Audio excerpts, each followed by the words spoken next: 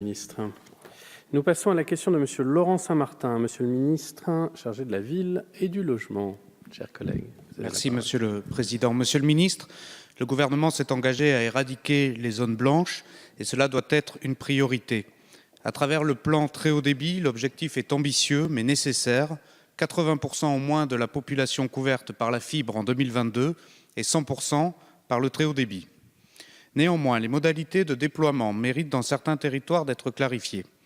J'ai été sollicité par plusieurs habitants de ma circonscription du Sud Val-de-Marne sur ce sujet qui nourrit légitimement des inquiétudes.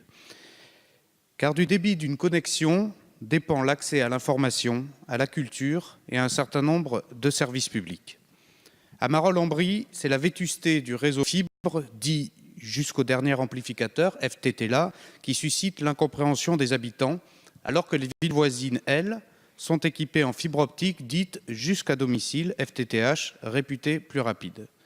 À Villeneuve-le-Roi, c'est le récent changement d'opérateur chargé du déploiement de la fibre optique qui nourrit l'inquiétude sur le calendrier du déploiement et sur de potentiels retards. Aussi, je vous saurais gré, Monsieur le ministre, de nous préciser la stratégie du déploiement de la fibre optique sur le territoire francilien et de la petite couronne francilienne, et de nous expliquer comment, par ailleurs, nous pouvons faire face aux aléas de mise en œuvre malheureusement inhérents à de nombreuses infrastructures. Je vous remercie.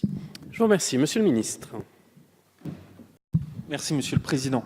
Monsieur le député, cher Laurent Saint-Martin, vous évoquez un sujet qui, comme vous le savez, est l'un des grands combats que je mène depuis maintenant bientôt 2 ans, qui est de réussir à apporter le numérique ou la téléphonie mobile de bonne qualité à tous les Français. Pour moi, le numérique ou la téléphonie mobile, ça n'est pas un luxe, c'est tout simplement un droit.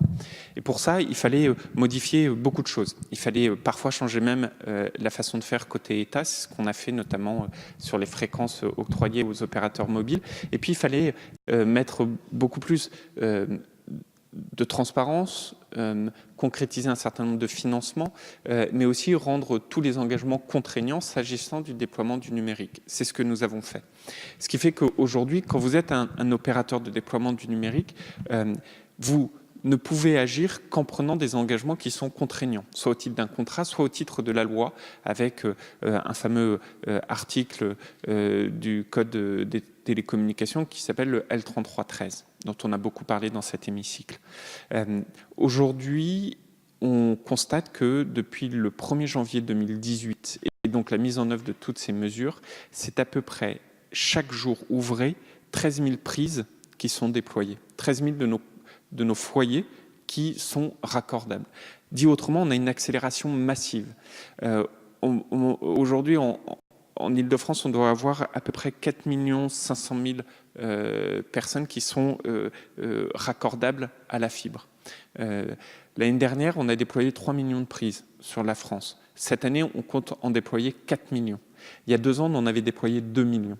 Pour vous dire à quel point ça avance rapidement. Et ça, on va continuer. C'est l'ensemble des mesures qu'on a prises qui permet de faire ça et on va continuer pour aller encore plus fort dessus. Alors, vous évoquez 2 communes particulières, Villeneuve-le-Roi et Marolles-en-Brie. À Villeneuve-le-Roi, on est dans un cas très particulier qui est ce qu'on appelle la zone d'initiative privée, c'est-à-dire des zones où jusqu'à présent, les opérateurs n'avaient pas d'engagement contraignant. Les opérateurs avaient pris des engagements, mais ces engagements n'étaient pas contraignants. On a modifié la chose et aujourd'hui, les opérateurs ont l'obligation de tenir les délais qui s'étaient fixés. Même s'ils changent d'un opérateur à un autre le déploiement, ce qui a été le cas, parce que si je ne dis pas de bêtises, à Villeneuve-le-Roi, c'était initialement Orange et maintenant c'est SFR qui déploie. Et donc les engagements qui est du FTTH d'ici fin 2020, si ma mémoire est bonne, devront être tenus. C'est un engagement désormais, encore une fois, contraignant que les opérateurs ont pris.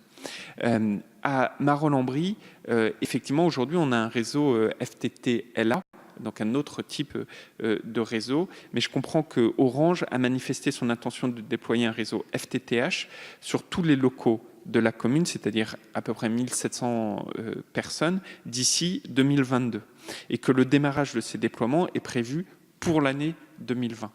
Au final, nous, on a pris un engagement que je suis avec beaucoup de précision et de détermination, qui est d'apporter du bon débit à tous d'ici fin 2020 et du très haut débit à tous d'ici fin 2022. Dans les 2 cas, s'agissant des communes que vous avez évoquées, ces engagements seront tenus.